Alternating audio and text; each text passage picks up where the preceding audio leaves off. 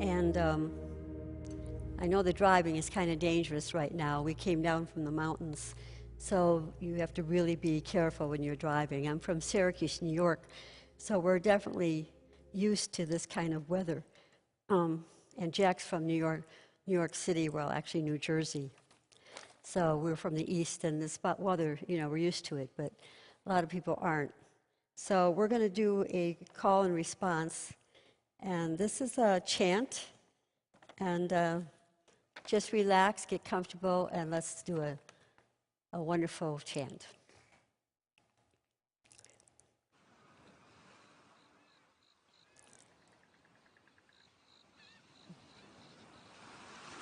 First force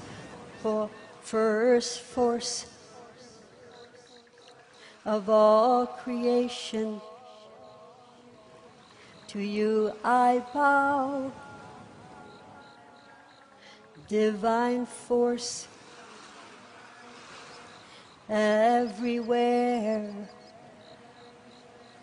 to you I bow. Creative force, primal force, to you I bow. Rising to ascended one, to you I bow. To you I bow. To you I bow. To you I bow. To you I bow. To you I bow. To you I bow. To you I bow. To you I bow. I bow. Adi Shakti. Adi Shakti. Namo Namo. Sarabha Shakti. Sarabha Shakti. Namo Namo. Pritamba Bhagati. Pritamba Agati. Namo Namo. Kundalini. Mate Shakti. Madi Shakti. Namo Namo. First force of all creation, to you I bow. Divine force everywhere, to you I bow. To you I bow. To you I bow. To you I bow. To you I bow. To you I bow. To you I bow. To you I bow. To you I bow. I bow. Adi Shakti. Adi Shakti. Namo Namo. First force of all creation, to you I bow. divine force everywhere. To you I bow, creative force, primal force. To you I bow, rising to ascended one. To you I bow, Namo Namo, Namo Namo, Namo Namo, Namo Namo, Namo Namo, Namo Namo, Namo Namo, Namo Namo, Namo Namo, Namo Namo, Namo. Adi Shakti, Adi Shakti, Namo Namo, Sarabhashakti, Sarabhashakti, Namo Namo, Pratamba Avati, Pratamba Avati, Namo Namo, Kundalini, Mate Shakti, Namo Namo, Namo Namo, Namo Namo, Namo Namo, Namo Namo, Namo Namo, Namo Namo, Namo Namo, Namo Namo, Namo. First force of all creation, to you I bow, divine force everywhere. To you I bow, creative force, primal force. To you I bow, rising to ascended one. To you I bow, Namo Namo, Namo Namo, Namo Namo, Namo Namo, Namo Namo, Namo Namo, Namo Namo, Namo Namo, Namo. First force of all creation, to you I bow, divine force everywhere. To you I bow, creative force, primal force. To you I bow, rising to ascended one. To you I bow.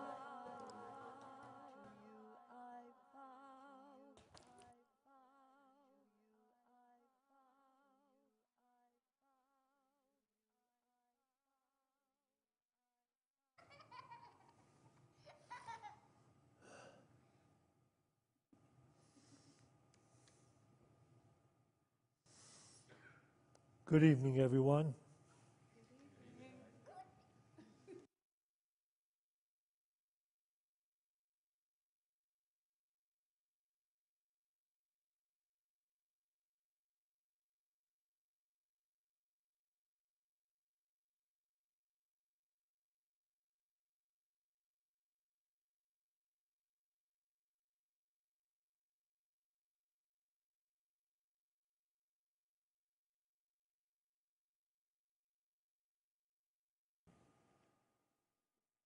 The prophecy of Christ coming into the world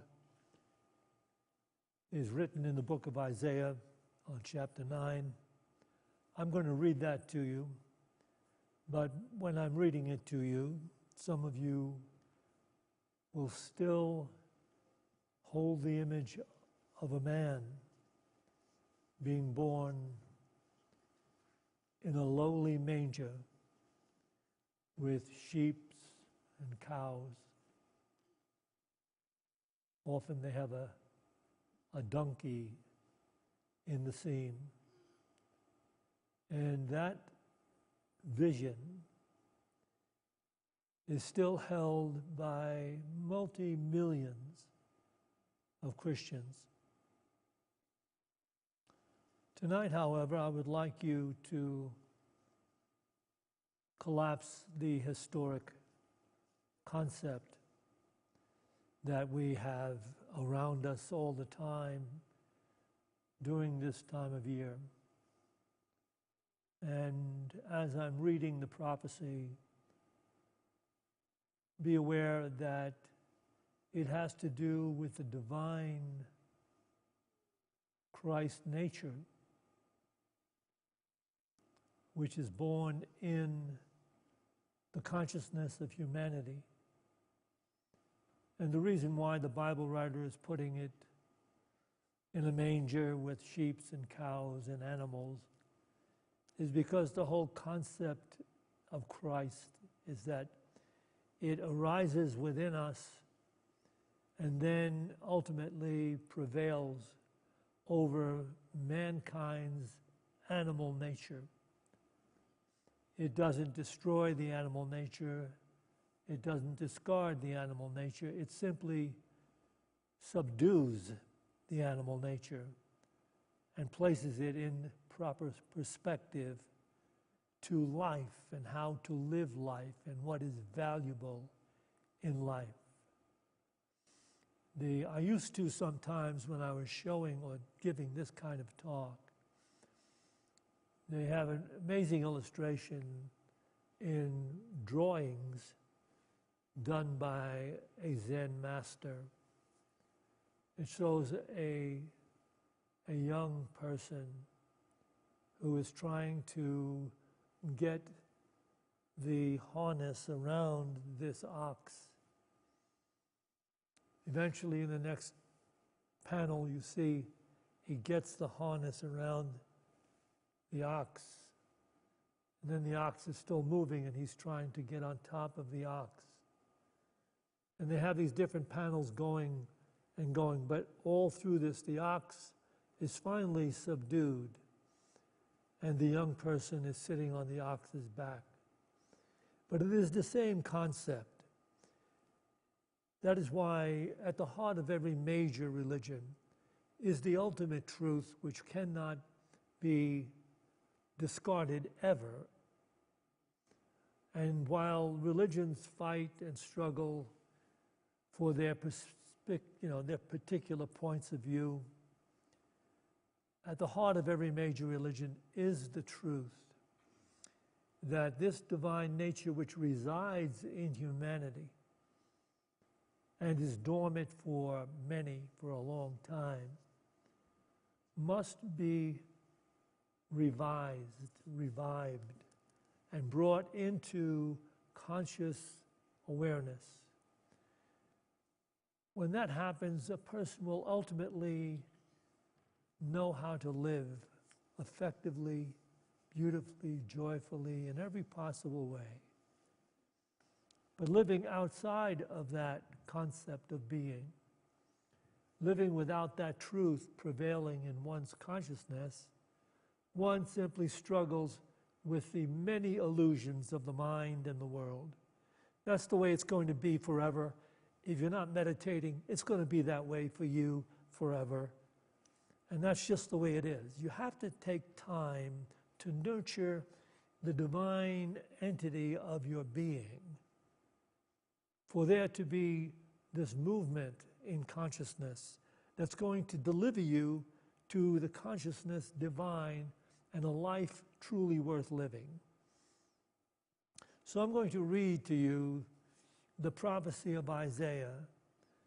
You have to realize how powerful this whole ideal actually is, the truth that religion has lost. But how powerful this truth is. You know, the Essene people of the times of Jesus, probably 20 years, 30 years before, they moved out of society and created their own society, men and women, wanting to bring in this Christ that was prophesied by Isaiah. And so you can see in their records as well, relating the same truth that I'm going to be relating with you. So I'm asking you, as I read this, to just gently put aside the worldly concept of Christ as a man born 2,000 years ago in a manger. A beautiful story, and a story mankind needs, because mankind starts in the illusion of being a separate body in a world of separate physical phenomena. Everyone is born into that illusionary definition of life. And so there needed to be a Jesus. There needed to be a Buddha. There needed to be a Krishna. There needed to be any number of these prophets and masters, so that we could at least begin to see it from a physical perspective.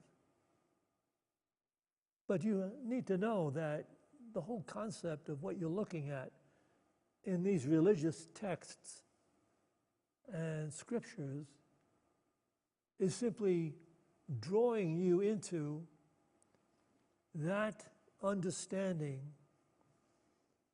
that you and this divine nature must ultimately merge.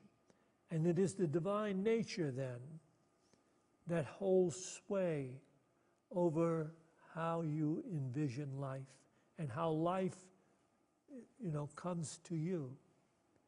So I'm going to read this little section here from Isaiah in chapter 9. He's speaking to those who have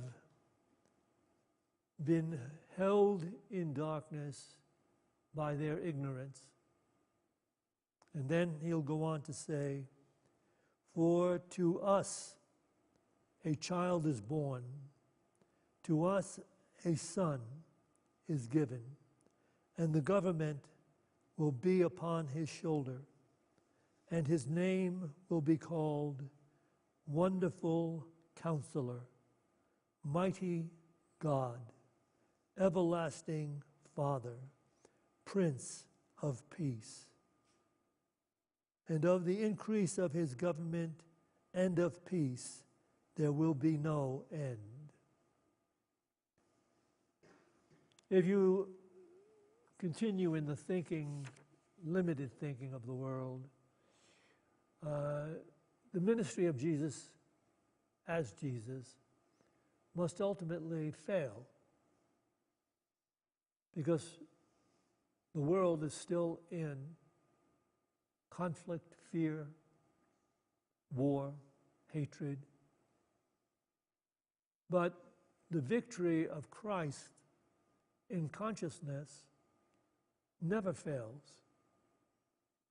because as it comes through into the consciousness of anyone, he or she becomes an emissary of divine light, so that no words even need to be spoken, although they may. That divine light just permeates everything in an enlightened being's experience. And see how easy it is that this divine God-conscious light looks past the foibles, the limitations, the illusions, the fears, the conflicts of all of those people still struggling to try to make the world work, to try to control the conditions and circumstances they perceive as outside of themselves, with the hope that someday they will control those circumstances. And anybody who's vaguely awake just has to look at the people that have controlled those circumstances. Look at the movie stars, the rock stars. Look at the very rich. Have they found peace? Do they have wisdom? Have they gained insight? For the most part, they have not. Some who have become very rich and have done their work in meditation, in prayer, and opened themselves to the guidance of the divine, they are capable of still maintaining peace in all that they are doing, usually doing wonderful deeds for the human race. But very few there are, because most of those who pursue the financial, material side of life in hopes that it is going to make them free and have peace and all the things they need to be happy, they are deceived. They remain deceived and will go on being deceived until their lives become so fraught with limitation that they decide maybe there's something to this concept that I was not self-created, that there is a creator, and that this creator is divine in origin, and that this creator's essence actually resides in me and can be brought forth to allow me to see and live effectively. So I'll read it again. Isaiah 9, 6-7. For to us a child is born, to us a son is given, and the government will be upon his shoulder. Not the conscious mind anymore, not the intellect of mankind anymore. The government of this life is on the shoulders of the internal Christ awareness. And his name will be called, this will be called Wonderful Counselor, Mighty God, Everlasting Father, Prince of Peace. Of the increase of his government and of peace there will be no end.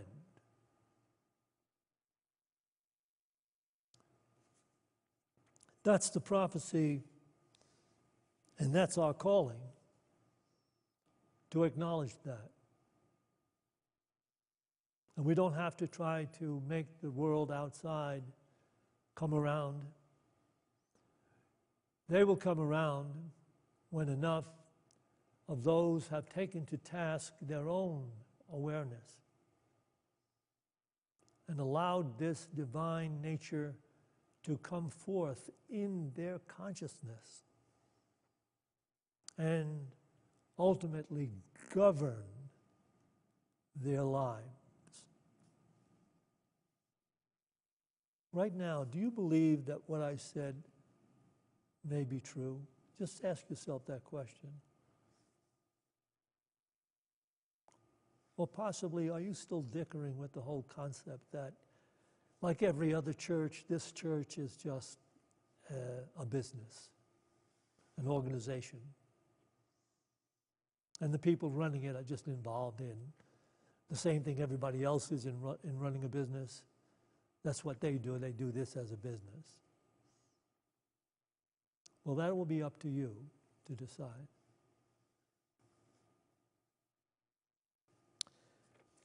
In any case, the birth of this divine nature in you, in any person, is the most significant thing that can happen on the human journey, period.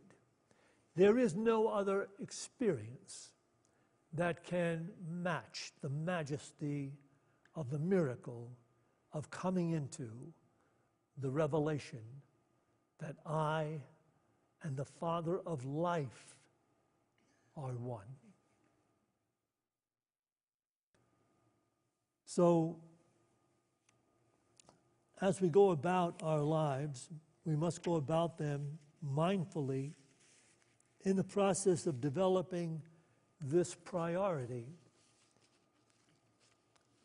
which will come along and become stronger and stronger as we enjoy the presence of God more than we enjoy the fading fruits of material life.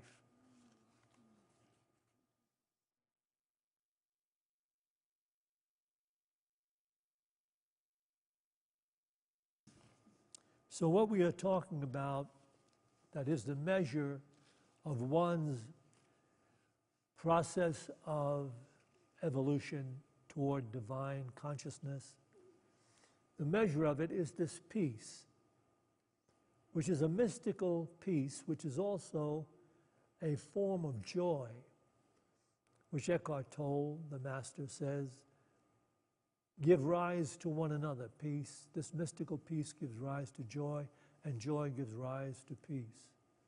And is the measure of one's spiritual journey, of where one is on the spiritual journey, to the degree that one still has peace and joy, regardless of circumstances, to that degree that one is doing his or her spiritual practice. What is peace? Although the world persists as someone is in a deep dream, that one has no regards or cares or concerns regarding the world. That is, if one is in deep sleep and the world is still going on, that one has no cares or concerns. If one can sustain that same level of peace and tranquility while face to face in the world of changing tides and circumstances, if one can sustain that same degree of peace and tranquility while in the world and doing all the things that the world requires of one, and still maintains that tranquility that one has when he or she is deep asleep, then that is the definition of mystical peace.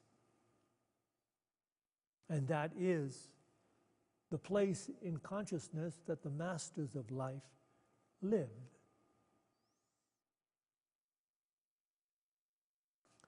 Course in Miracles will speak to this, and when it speaks to this, it always aligns the idea that love gives rise to this mystical state of being, just being, without cares, without concerns, without fear, without consternation, without doubt, without confusion, without stupidity. There exists this state of wisdom, divine light consciousness. And so that state is brought forth by love, real love, not reciprocal love. The way the world defines love, everybody in it is bargaining, bartering with each other about each step along the way. This for me, I'll give for you. Will you give me back that? Can I get this if I invest in that? And it goes on and on and on. And it's simply a bargaining. There is no bargaining in the life divine or enlightened awareness. There is a love that is unconditional. It means you live in a state of God consciousness.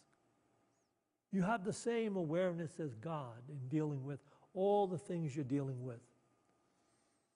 And so you're bestowing love wherever you are, on whoever is there in your path. You are bestowing love.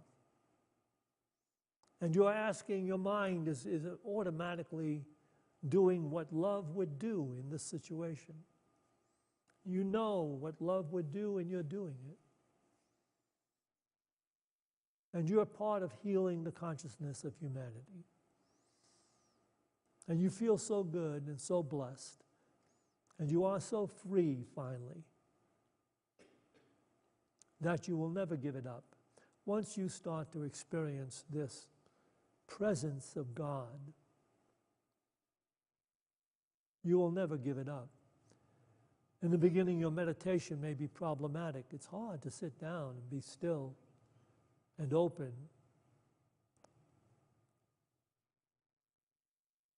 But then, when you're doing that, something is happening.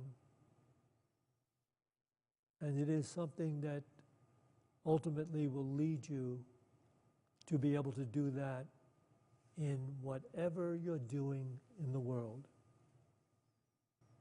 You will be able to have that joy, love, and peace while you're doing the most menial jobs. I sometimes equate it to having such an equanimity of mind, whether you're cleaning a filthy toilet or winning a Nobel Prize. You will not be shaken or moved off of the reality of the presence of love that is God. So A Course in Miracles never ceases to equate the two. Let me share this with you from A Course in Miracles text. Salvation is for the mind. It is attained through peace. This is the only thing that can be saved and the only way to save it. You can read this in the old Course in Miracles text on page 206. Salvation is for the mind, and it is attained through peace. This is the only thing that can be saved and the only way to save it.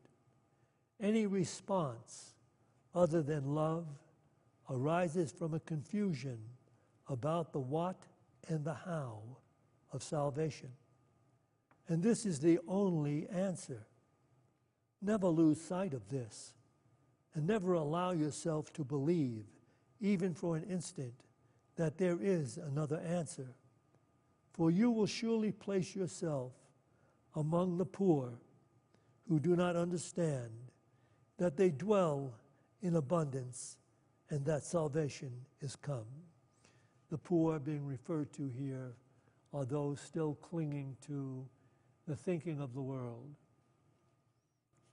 They are poor, and poor indeed. because that which they believe is valuable has no value whatsoever. This is, speaking to salvation, the deliverance of what your soul has incarnated to experience and make manifest. Your soul incarnated to reflect upon its awareness. And your soul knows that its journey is to become God conscious.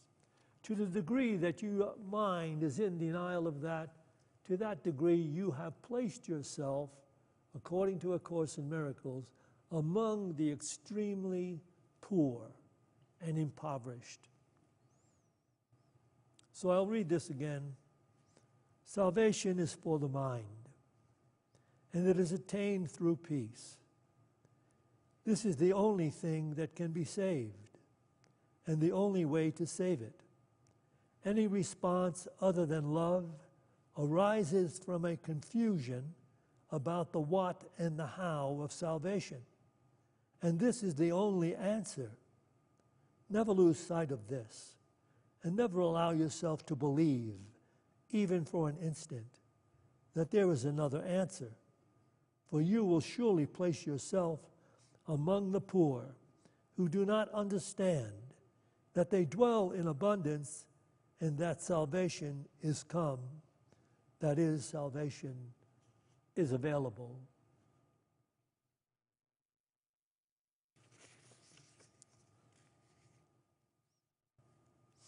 I have been in the ministry a long time, and there are different aspects of the ministry that one goes through. I've done prison visits and ministry in prison, and I've done counseling. I used to do general counseling.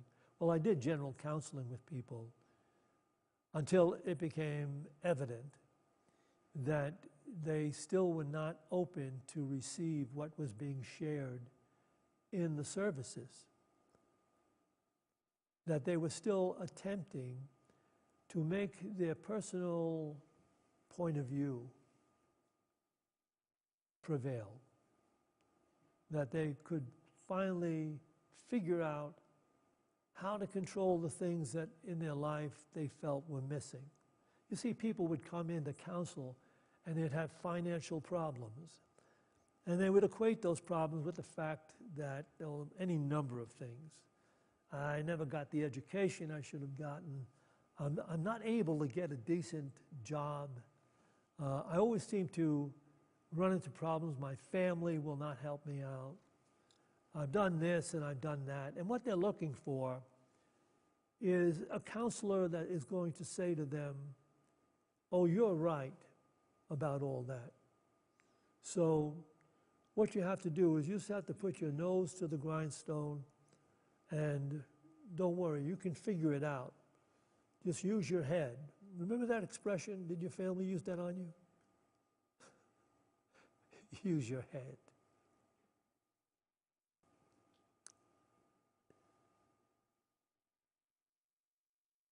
For what? That's our problem. We've grown up using our head only, and the heart goes begging for a conference, because that is where the soul actually lives and actually comes forth to deliver the head into the consciousness of God.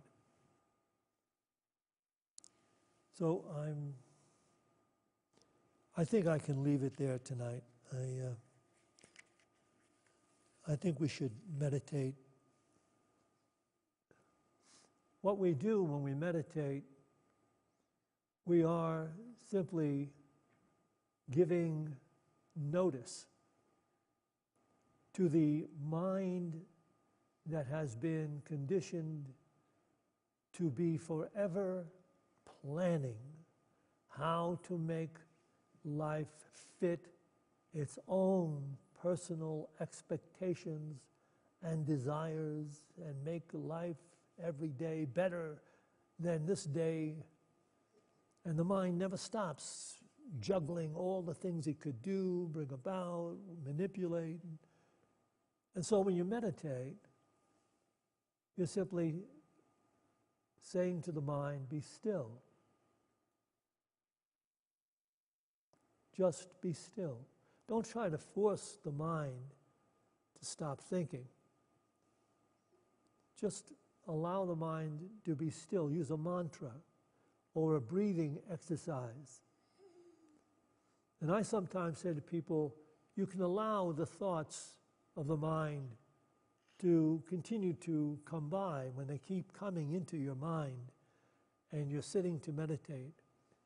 Begin to see those thoughts as one might look upon a colorless, soundless parade.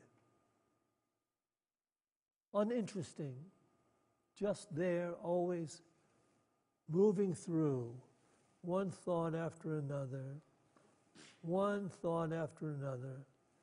If you get aboard any one of them, it will distract you. It will take you away. It may promise you this. It may promise you that. It will leave you off somewhere where your promise is not fulfilled. It's just mind noise. And let it be silent. Let it be colorless. Bring your mind to a focused point, allowing the mind to embrace spiritual reality. You can do this by beginning your meditation by reading spiritual material or listening to spiritual music, but it'll help to get you in the place where you can actually be still and allow this mantra you use to bring forth your true nature, where you begin to understand what is really valuable.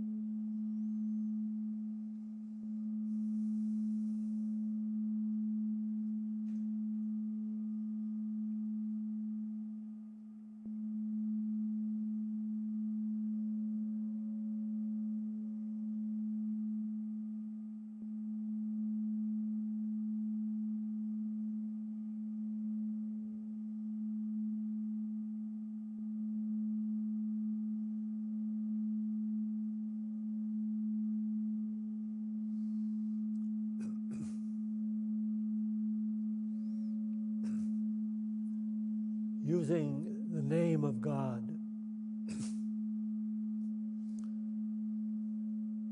we enter this mantra. I am in you. You are in me. I am the way, the truth, and the life. I am the way of true life. Be still and know that I am God.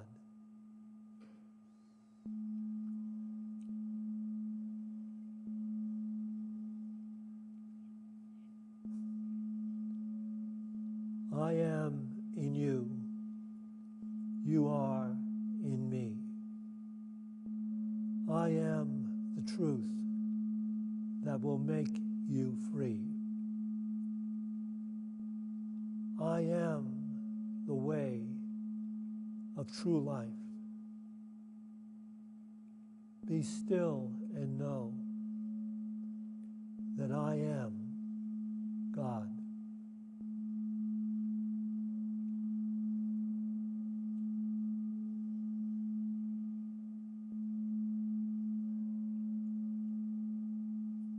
I am the way. I am the truth. I am the life. I am the way of true life. I am in you, and you are in me. Be still and know that I am God.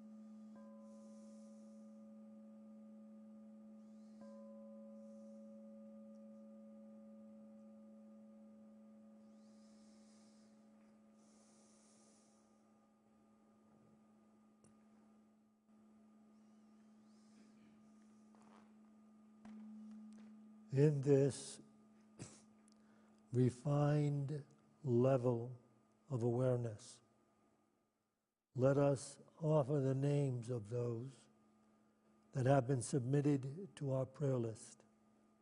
As Norma calls the name, just allow the word, the idea, love, to go to the name.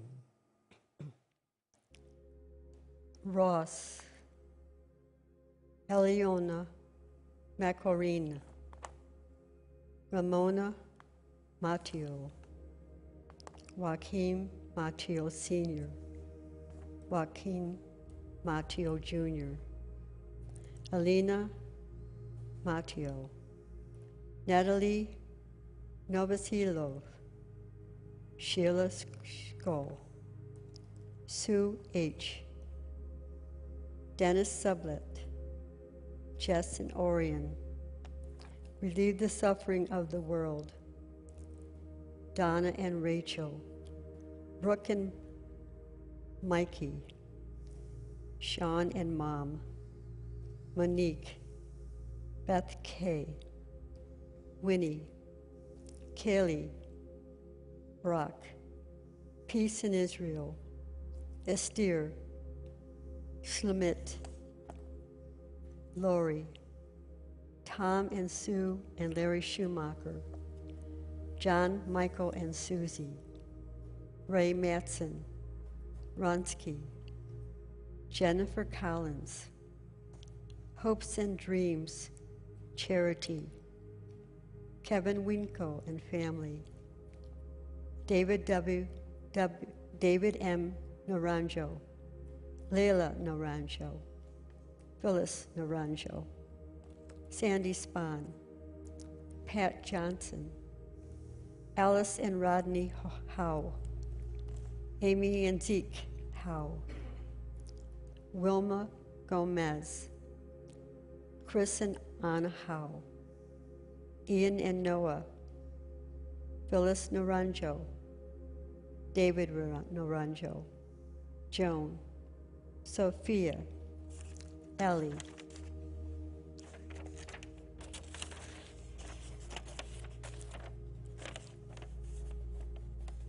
Priscilla, Jess, Jaden, Lila, Teresa, Roger, Braxton, teachers and staff at Birch Elementary School, Precious Melo, Nysol and Mother,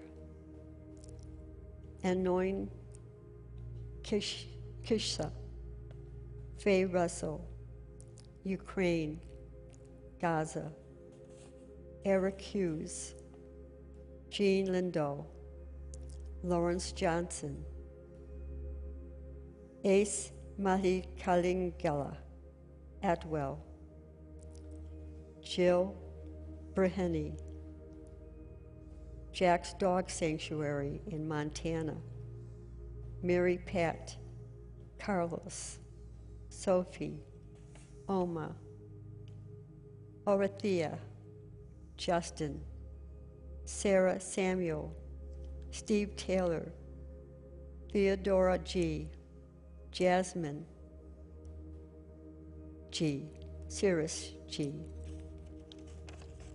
You can call out any name that you would like at this time.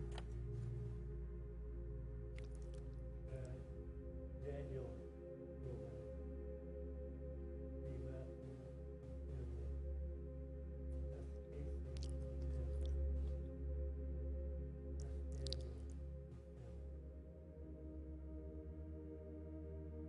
You see this healing light surrounding the prayer box and all the names that have been submitted. We see them healed physically, mentally, and spiritually.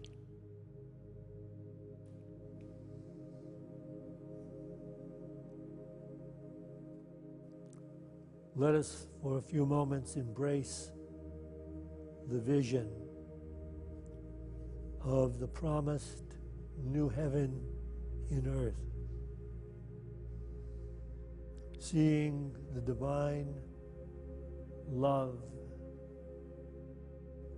moving into the consciousness of everyone sharing this Boulder community with us. And this unconditional divine awareness, moving in the consciousness of everyone sharing the state of Colorado with us. And this divine awareness spreading to everyone sharing these United States of America with us. And the divine consciousness continues to expand in the consciousness of everyone, in every nation, in every culture of the world, bringing forth the vision of humanity as one family, sharing the love of being alive. And this going to all harmony and happiness as it prevails in the relationships of all creatures on planet Earth. And for this we pray this way. The light of God surrounds us. The love of God enfolds us. The power of God protects us. The presence of God watches over us. Wherever we are, God is, and God is love. To this we say, Amen.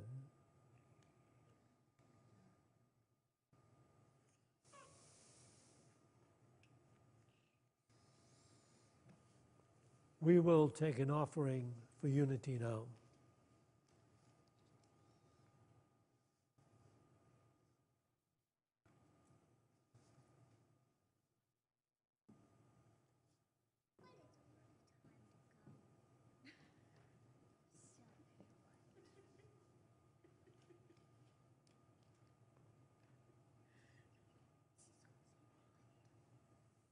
Those of you watching live stream can scroll down to the place that says donate, and you'll see any number of ways you can donate to Unity of Boulder. Here in the sanctuary, we can bring to mind and into our hands that financial gift we'd like to make to Unity. And let's bless this gift with this prayer. Divine love, through me, blesses and multiplies all that I have, all that I give, and all that I receive, because I give. And so it is.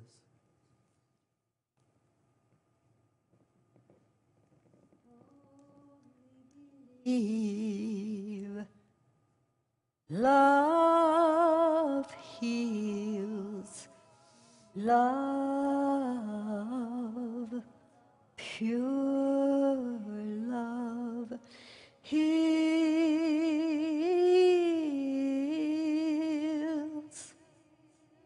Only believe. Love heals. Love, pure love heals.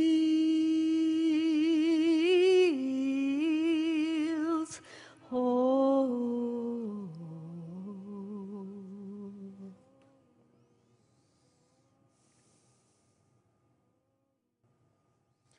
Join me now, please. We dedicate this tithe to the will and the work of the Spirit of truth, the Spirit available to each of us, the Spirit that joins all of us. We dedicate this tithe to the victory of the Spirit of truth. Amen. Out a name at the prayer time. If you could write that name down and put it into the prayer box, I will put it on the list if it's not on the list. And then it'll be here prayed over with our prayer group for a month, and then it goes to Unity Village for another month. So, and Unity has been praying at the village since the turn of the century, so they're really good at it. There's been healings, some magnificent healings that have happened. So, thank you. For those of you that may want to stay and chat for a little while, you can go through these doors to your left into the bookstore. We have cookies and tea there as well. To everyone, good night. Hope to see you Sunday at 9 a.m.